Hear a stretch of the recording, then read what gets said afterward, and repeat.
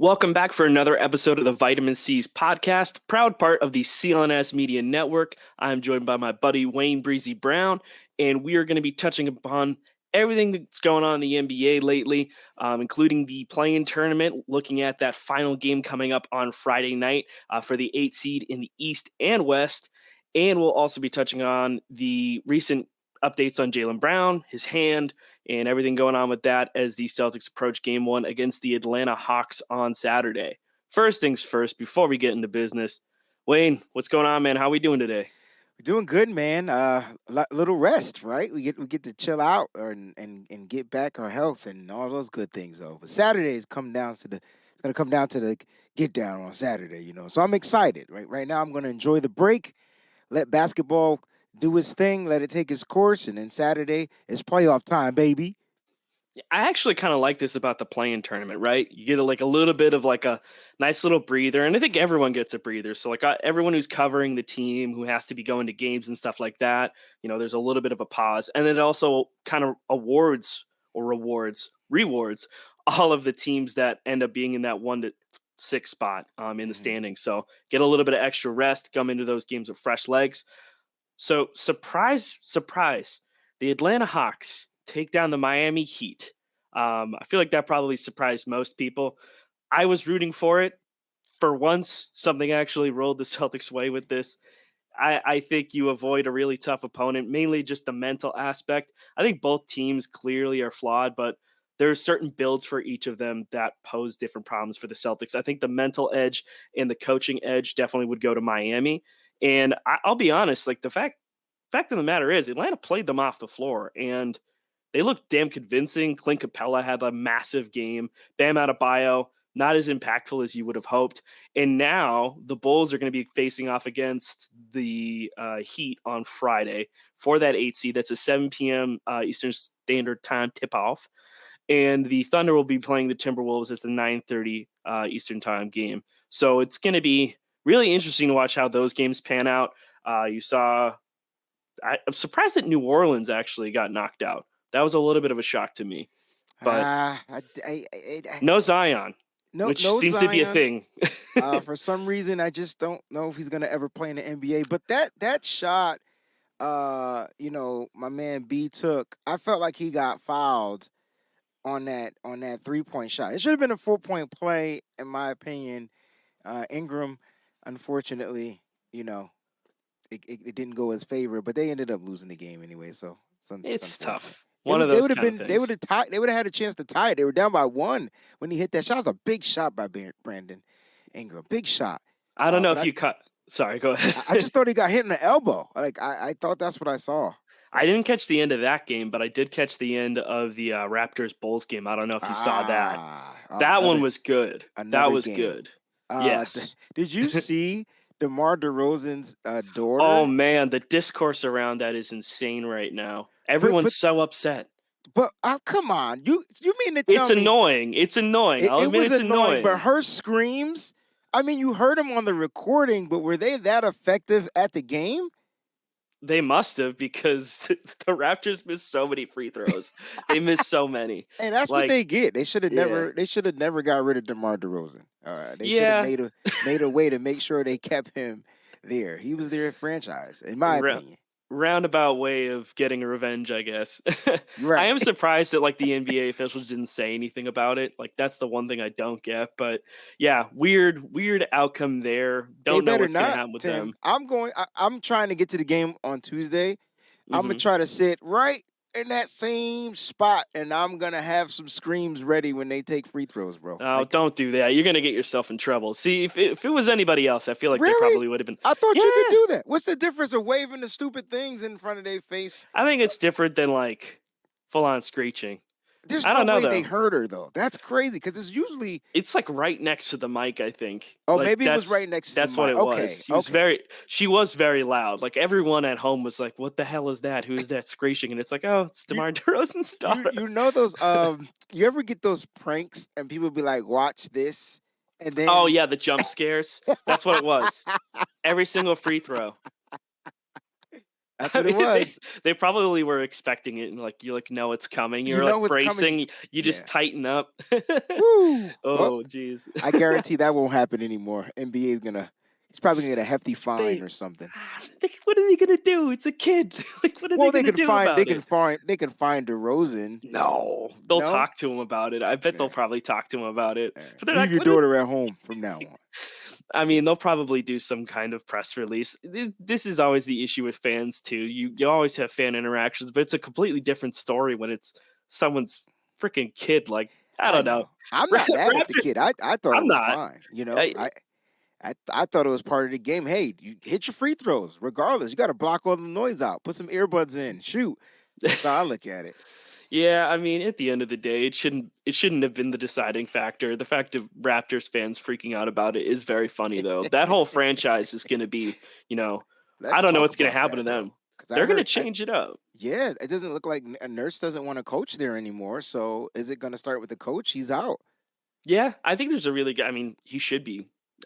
At this point now, I, I think at a certain point you lose the locker room. It's the same thing that happened with Brad Stevens, but fortunately, I think Brad Stevens is a better GM than he ever was a coach, and that's saying a lot because I thought that Brad Stevens was a really good coach, and just everything that happened with the roster and the locker Yeah. room, everything with Kyrie and then Kemba's injury, kind of derailed the end of his coaching career in Boston. But for Nick Nurse, it's been tough. I'm wondering if there's been other stuff going on behind the scenes. He kind of hinted at that. So, like, I hope his personal stuff, like whatever's going on behind the scenes, I hope that's okay. Um, he's a tough coach to go against, and I don't like the way he complains to refs, but I still think that he is a talented coach, and he could certainly get the most out of a roster if it's a roster that buys in. So Toronto's got a whole different situation to kind of operate with, and you're looking at similar situations with Miami, not to do with coaching. Like Spo's not going anywhere, I think, until he retires. But that roster is if they don't get the 8 seed, if they lose to the Bulls, that's another team that's probably going to have to be looking at restructuring. That means moving on from guys like Kyle Lowry. Maybe you look at Jimmy Butler, but I mean, Jimmy's, one of your best players, but getting up in age, that contract's massive. So who knows? You're probably going to get rid of Duncan Robinson if you can. They've got like zero financial flexibility because they have Tyler Harrow on that max deal too. So they've got a whole lot of issues to figure out in Miami. The Raptors probably, you got to figure out what's going to happen with Fred VanVleet. He's going to be a free agent this summer. So that's going to factor into things. And you kind of wonder with Scotty Barnes and everything too, like what direction do you take? What do you do with Pascal Siakam? You kind of have to wonder where that whole team is going to be going. And Atlanta's in the same boat. We touched upon this last time, and the 76ers to a certain extent. So fortunately, based on everything that's been going on, I'm very, very grateful that the biggest concern that the Celtics have is talking about Jaylen Brown and AllNBA and all that crap. And he had some comments about that. But while we're on the subject of Jaylen Brown, this is from Chris Forsberg. I don't know if you saw any of the clips and tweets and videos from practice, but per Chris Forsberg, Jaylen Brown practiced without limitations on Thursday. According to Joe Mazzulla, Jaylen did some one-on-one defensive work after the session. Looked like he was utilizing his left hand more, probably just being cautious, but blocked a shot at one point. And so he did so without a wrap. There was no wrap on his hand at all. I don't have a picture, or else I probably would post it. There's been no photos of what his hand actually looks like. I'm guessing we're probably going to get something on like Friday or Saturday at this point, but he is still all systems go. No limitations or anything going into that Saturday game at 3:30. So It's about to be a bang bang. Look, Atlanta, get ready. That's all I'm gonna say. Atlanta, get ready, and I hope they travel well because they're gonna. I just feel like the Celtics. We talked about this matchup, Celtics, the Hawks. This is the matchup that you and I both wanted. We wanted to kind of stay away from the Heat just because of the way it just seemed like the way it was matched up. You got the veteran coach going against a rookie coach and just things like that. Like we wanted to stay away from those things, but for some reason I just really like the matchup. And Jaylen Brown is a fire starter, and so if you need to put some ice and cool down some of their guards, because that's to me like I feel like Trey Young and Murray, those are the guys that are going to try to get you all the points and do those things like that. I know you probably focus a little bit more on the bigs, but I want to get that backcourt. I want to stop it as much as we can. Like let Jaylen Brown get to the paint. Let him do what he does, get to that rim. And if this laceration or whatever he had on his hand is healthy, man, it's going to be a fireworks. It's going to be 4th of July in Boston. Yeah, I'm down for that. I think Jalen, if he is healthy and there's no issues with it, and I don't think there are, I don't think he would be practicing today if that were the case, or Good he would have point. had it wrapped or something like that. So I'm wondering when the stitches are coming out. That's really what I'm wondering. But overall, I think Jalen going into this matchup, he's probably going to have a lot of family and supporters down in these away games. So, and if anyone's coming up that is, from Atlanta, probably has some love for Jaylen Brown, especially because it's his city and area. So it's cool. I think it's cool for him to be able to go play on the road and play in his home state. Play at home, yeah. And I think that's cool. There's a really cool aspect to that. I know a lot of people talk about if he were to ever leave, like Atlanta would be the concern. I think Atlanta's got other problems to worry about, so I just don't think that's going to be something I would consider. But Jalen is definitely going to be a difference maker in this series, and I do wonder how the Hawks are going to defend the wings on this team, especially if they've got the depth that they've been able to utilize throughout the season. I think the guards are going to be a nightmare. A lot of people have talked about it. Andrew Doxey over at Celtics blog had put out a tweet where it's like, imagine if you're Trae Young and you've been guarded by Marcus Smart for 6 minutes, and then they sub in Derek White and Malcolm Brogdon. Like, you're just going to be absolutely terrorized for a full 48. 48. Like, there's just going to be no way around it. That's why the Celtics went out and got Brogdon for what they did. Obviously the price was a little bit lower because you have to worry about his health, and they've done a great job at managing it. And now you're going to be able to see Excellent job, Tim. Brogdon in the mix there. And this is the cool thing about the playoffs too, is that there's enough downtime in between games that guys are going to be able to keep as fresh as possible. And I'm looking forward to seeing how they kind of utilize their guards. For me, like going into this matchup, and we'll touch upon it after I mention a couple things from Jalen, but there's a lot of different things to watch for in this Hawks series.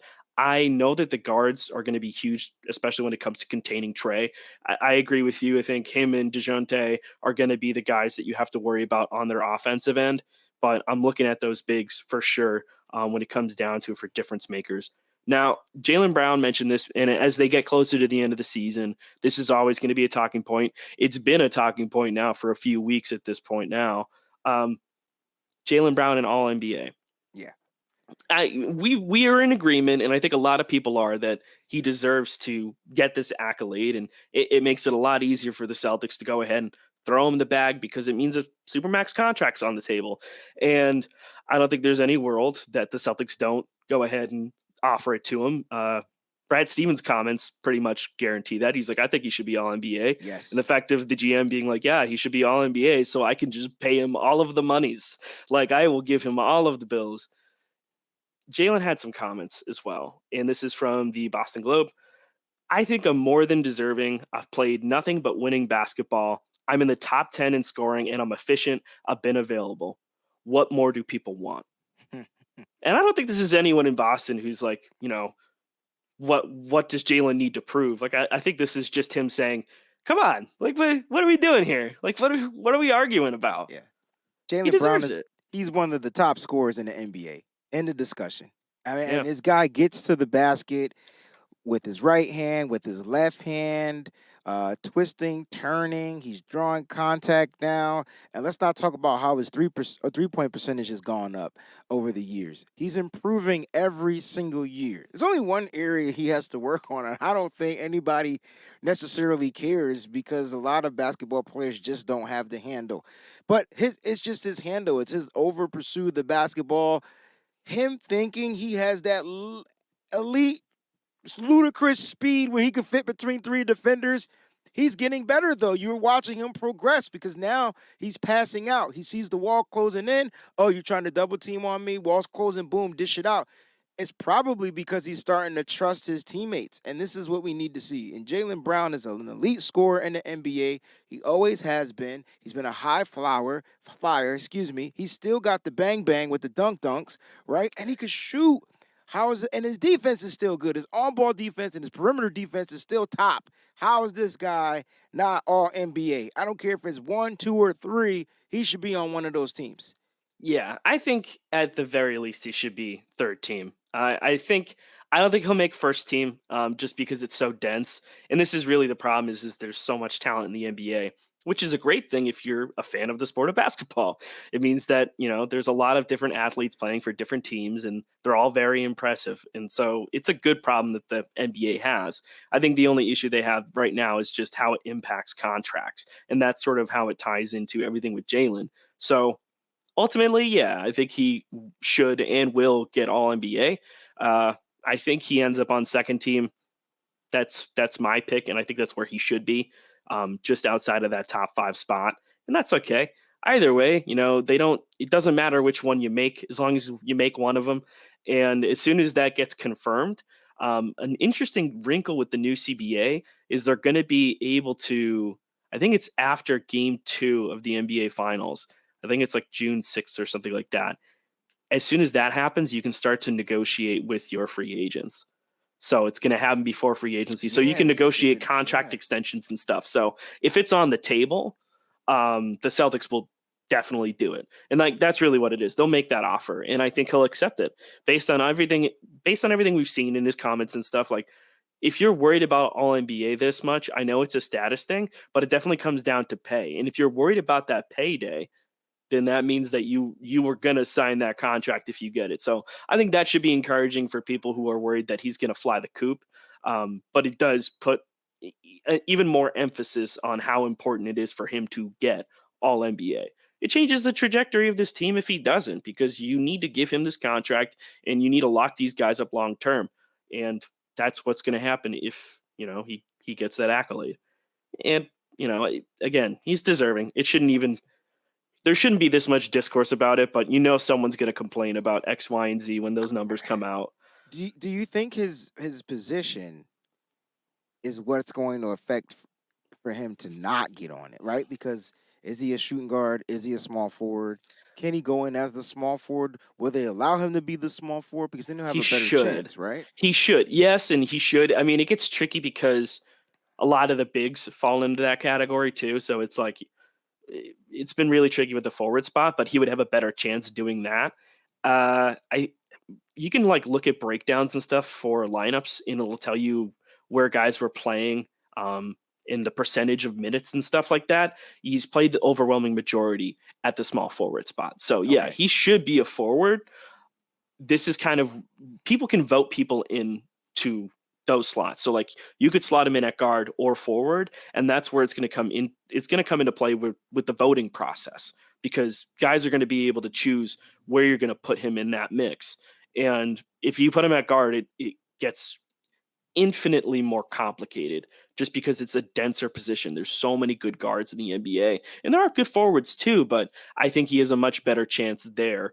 And I'm hoping that's what people end up voting him for. A lot of the rhetoric around Jalen Brown and this All NBA voting process has been, are you going to vote him as a forward?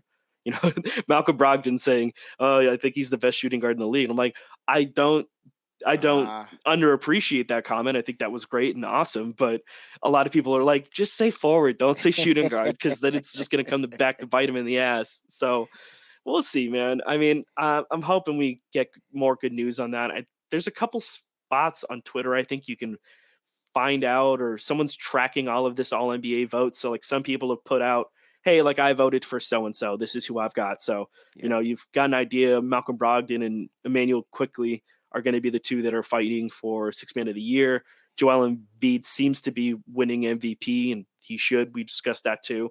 But in terms of the votes, they've been in his favor as well. So just keep an eye on it, basically. Just kind of monitor it.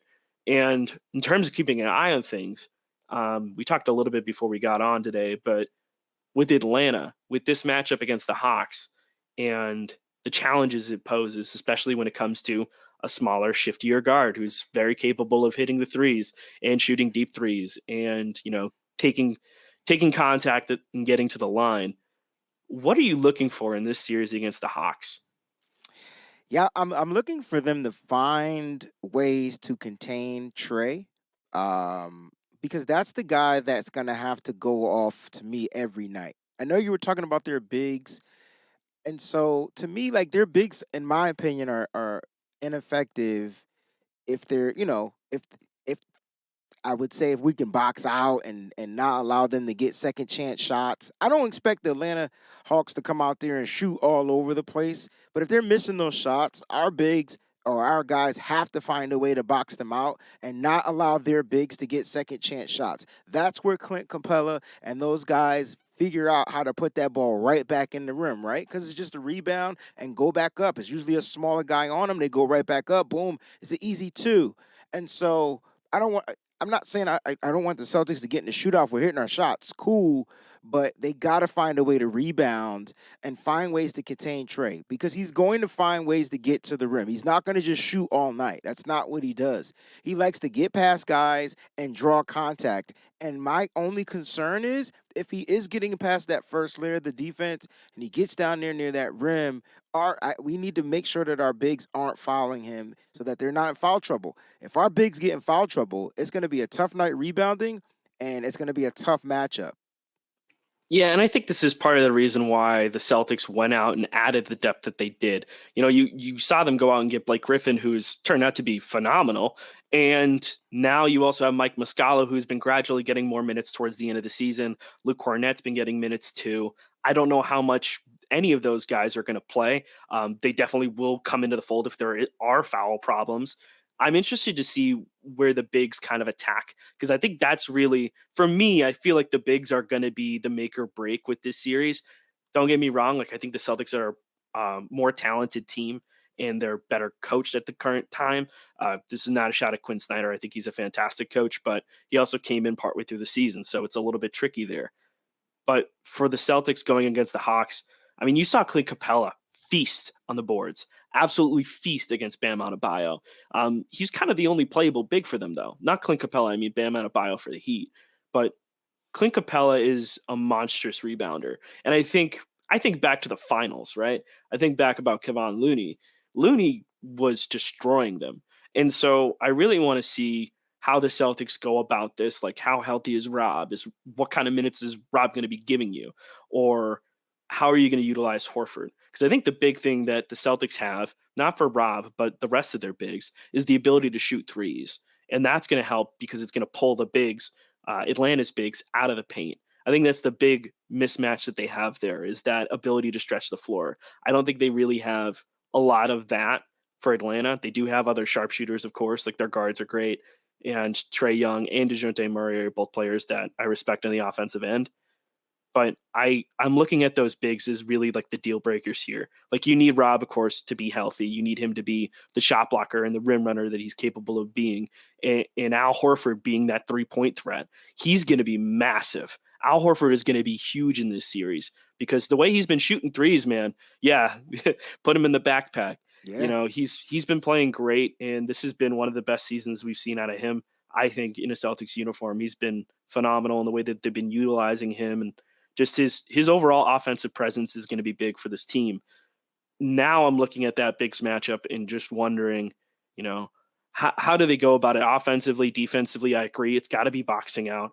And what do you do in these instances? Like, what's the emphasis? Is it trying to get offensive rebounds? Where is it?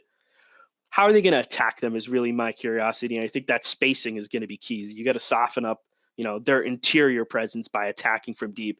That's why those bigs are going to be so important. You're going to be able to pull their centers away from, a position of comfort for them. Yeah, and I just don't want their centers to get stubborn. Like, so we have to hit these shots, right? So Al Horford definitely has to be able to stretch the defense out a little bit, as well as Muscala if he gets any minutes in this particular series, which I think he will, because you want to get away, you want to take away that rim protection and those rebounds, right? And so the best way to do it is let these bigs stretch out from the corners and the top of the key, which they've been really good, and allow them to shoot the threes. And the thing that I like about Al Horford, I mean, you mentioned him earlier. Look, the guy is just a godsend, right? So, like, the older he gets, the more fine wine he gets, right? I was And going to so, say, age yeah, like fine it's wine. aging like fine wine, right? And so, he still has the athleticism, all right? He's still, and the main thing that I like about him is his confidence, right? I don't remember him being this confident and shooting his shot. And so now he's not looking to pass it up. He'll take a wide open three in transition. He'll do things that, like, we just don't think Al would have done before in the past. And so you can tell his confidence is there. And another thing, his leadership.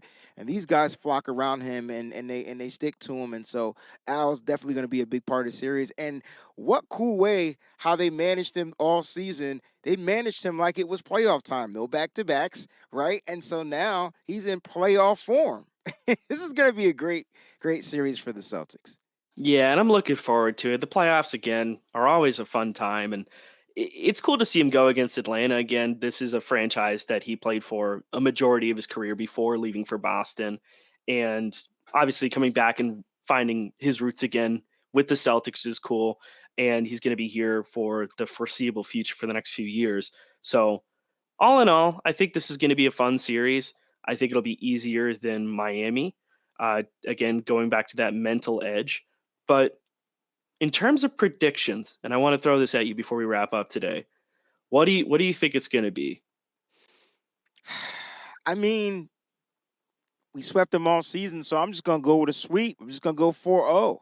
You know, I was also going to say a sweep too. Make it I feel like it's overconfident, right? No, it's not. But they swept them all year. Yeah. I mean, they beat them. They beat them all year. Some high scoring games, but they were able to win. They won 1-9. The first one they won by like 85,400 points, and then the last one none of the starters played, and they still won by a lot. You get what I'm saying? So yeah.